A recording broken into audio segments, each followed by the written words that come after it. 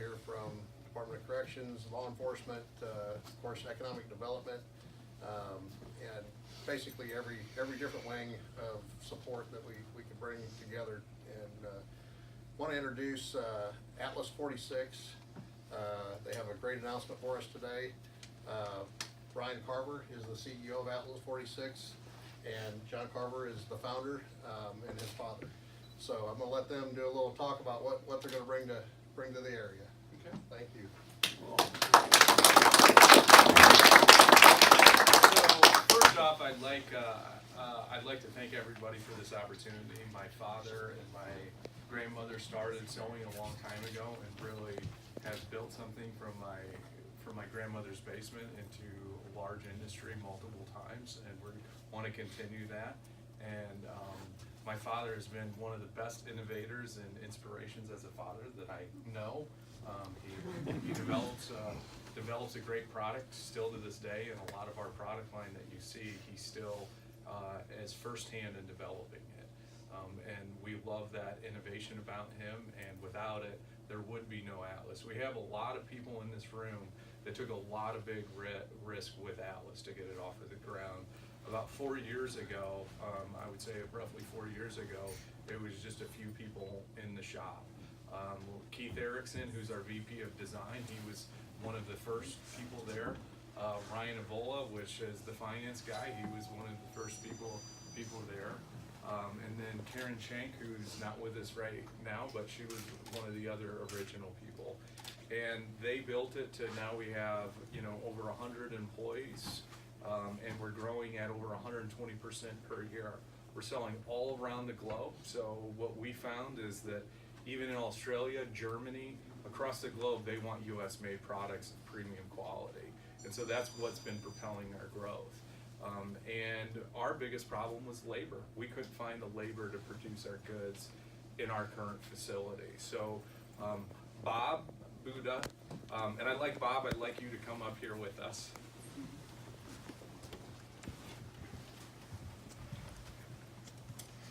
So I will tell you that without Bob and this community, we would not be coming here.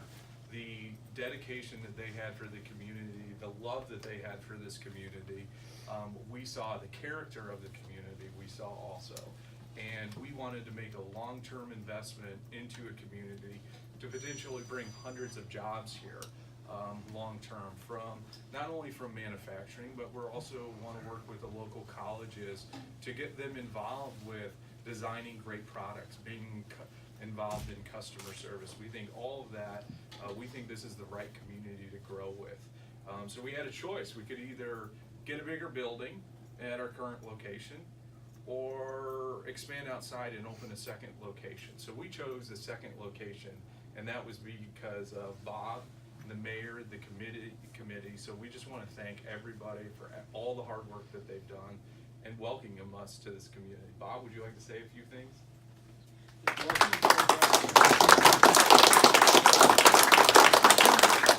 His dad and I started on the rifle range at the Marine Corps camp at Camp Pendleton, Special Operations Training. We were working with him from Eagle as he was developing his products some years ago, and so our relationship goes back quite a distance. And he was another mutual friend of ours that actually helped us get this ball off the field. And a fellow that if we don't mention him, we'll probably be haunted, right, John? His name is Bob Coates, and he is a extraordinarily talented Marine commander that we both had occasion to know. And Bob hooked us up when we were learning about Brian's needs, about where he needed to move and some things he needed. And the rest was just the evolution of how well the folks here in Hillsboro and Litchfield and the county and everybody worked together to get us to the point where we are now. So very, very grateful. And now we got to roll our sleeves up and go to work. So we're definitely looking forward to a great run with this. Just real quick, we started in my mom's basement in 1974, and then we started doing military law enforcement gear in 1977. And we were blessed to grow the company from, like my mom and I, and when we ended up selling in '09, we had about close to 2,600 people, and we had 5 factories in 3 different countries. So I've always had a big appetite. He's got a big appetite. Everybody else at Atlas, you know, we want to really make it grow, and we certainly see huge potential, you know, not only for this community, but for the company. And I will clarify one thing. I've said it in every sales meeting, every meeting I've had. I think the gentleman with the sheriff's department, he's used our gear, Eagle gear in the past, is the real secret is listen to the customer, build what he asks for, build at the last, and sell it at a fair price. So I'd like to take a credit for a lot of stuff, but thank you, but just work with the customer. If anybody's here in business, they understand the common sense of it. A lot of people don't have that common sense to work with the customer. So we were definitely gonna continue to do that. And I tell other people, basically at the end of the day, all I do is say yes or no. They come to me and say, hey Dad, can we do this? We can do that. And most of the time I'm able to say yes. So it's been these two that have been making it happen, and of course the mayor making it happen. So I think it's gonna be a lot of fun. As I tell everybody, let's have fun, but we have to make a profit too. So thank you very, very much for having us.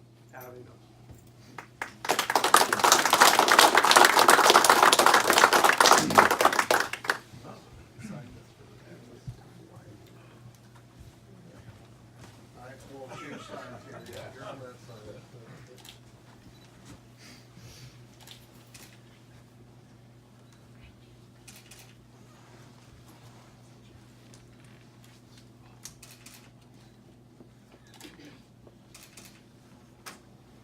So folks, we have a letter of intent for Atlas 46 to locate in Hillsboro.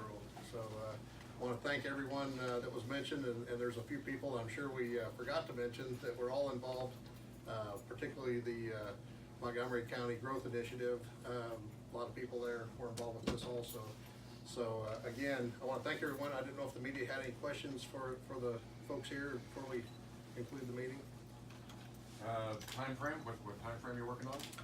Mid-February is when we're looking to start getting the first employees. And the site is Berry Street? Yes.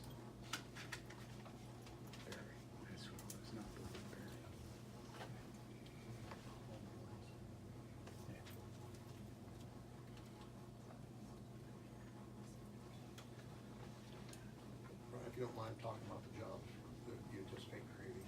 So we anticipated creating a few different types of jobs.